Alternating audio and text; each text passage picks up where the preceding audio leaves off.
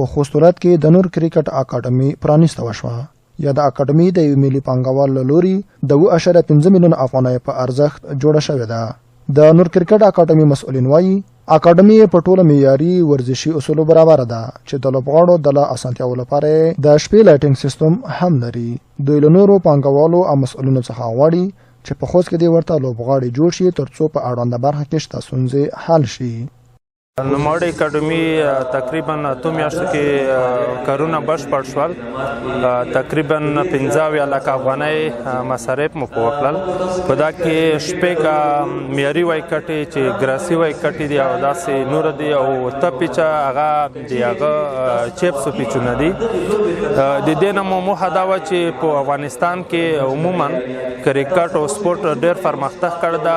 متاسفانه په خوست کې اکاډمۍ کمبود احساسېدو. نو د دې په اساس چې موږ استعدادونه لرو، ځوانان لرو، هغه خپلې وړتیاوې نشو شو کوای.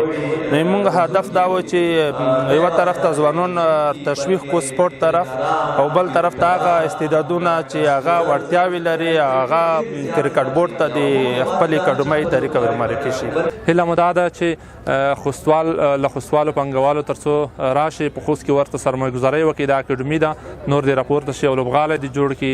دا چې سونا یا هاوز د کرکټ یوه مهمه او تړلې برخه ده هغه دې جوړه کړي. دا هم ډېره اړتیا ده او ضروري برخه ده په خوست کې.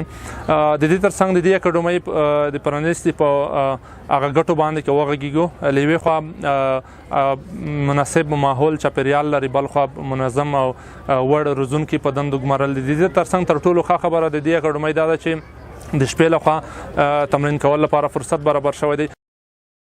د کرکټ لوبغاړي خوښ دي چې په خوست ولایت کې د کرکټ په برخه کې پانګونې کیږي. دوی وایي که چیرې داسې معیاري اکاډمي جوړې شي نو د ښه لوبغاړو په روزلو کې به ډېره ګټوره تمامه شي. واقعا داسې روزنځایونه یا داسې اکاډمۍ د سپورټ په برخه کې د لوبغاړو په برخه کې ډېر مرسته کوي او داسې اکاډمۍ باید نورې هم ډېرې شي تر څو لوبغاړي وکولی شي په اسانۍ سره خپل تمرینات جاري وساتي. او په خوست ولایت کې د لوبغالي نشتون دغه کمی ډېر احساسېږي. نو دې سره د لوبغاړو زیات سهولت رامنځته شو. داسې مخکې ټول کال کرکټ د په خوست کې 4 فصله کرکټ ده. نو مخکې به لوبغاړي د نور ولایتونو ته راتلل په ژمي کې.